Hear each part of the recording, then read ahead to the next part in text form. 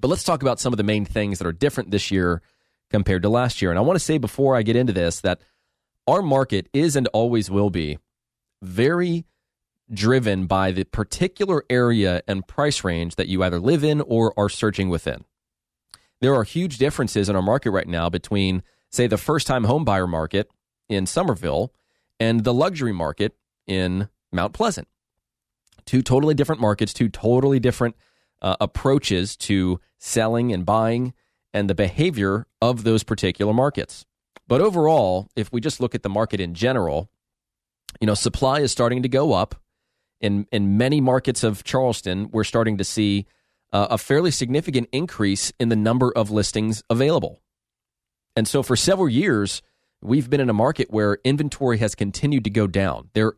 Every day there are less and less options available for buyers to purchase, which means that because of the scarcity of supply, prices have gone up. That's why over the past 6-7 years now, we have seen an increase in price year over year. We're going to see that again this year, but the rate by which properties are increasing in price has slowed down dramatically, and in some instances, in some markets, it's just flat out stopped.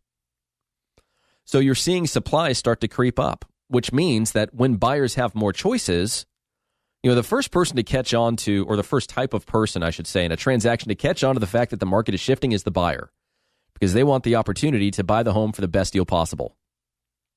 So when you have a market where the inventory is starting to go up, here's typically what happens. Here's what's happening right now. I'll say it this way. The difference between the asking price and the sales price is getting larger. We're continuing to do this thing we've done over the past several years where we price a new listing above what the previous home sold for.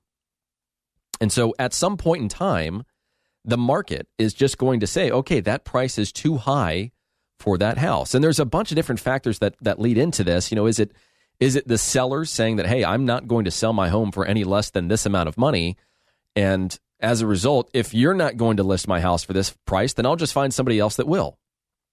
Or it could be the agent telling the seller a number that they want to hear because that agent desperately wants that listing.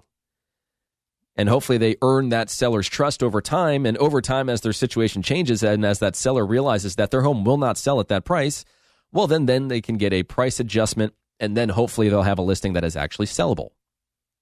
Or it could just be that the market is literally changing very rapidly, and the price that you set initially is no longer the price that it will sell for. So if you're not making adjustments to the feedback that you're receiving or the showings or lack thereof that you're receiving or the offers that you are or are not receiving, then you become a stagnant listing, which means that because of the very nature of listing agents, the majority of listing agents' marketing plans are static.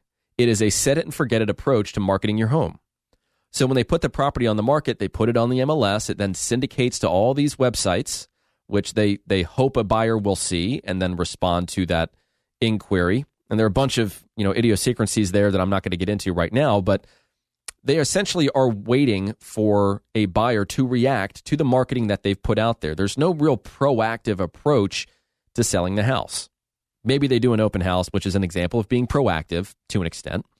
Maybe they post it on their personal or their business Facebook page, but that's really about it. That's really about it for the majority of real estate agents out there. And as this market continues to shift and homes become more challenging to sell, the agent that has that really robust marketing plan, that has the ability to create traffic, not just in a very high form on the reactive side of the marketing spectrum, but that is also proactively identifying consumers that they feel might be a buyer for that house, and then marketing to them in very pointed ways, which is something we do. We've been doing it for a little over a year.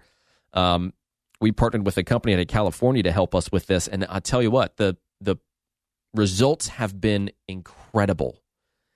Our ability to target market to specific groups of people based on a specific listing that we're hired to sell, to identify those target markets, to proactively market to them, to do paid advertising campaigns for those specific people, drive them to a website made for your house, capture their information, and then, of course, speak to them intelligently about that house and that market and why they should buy that house.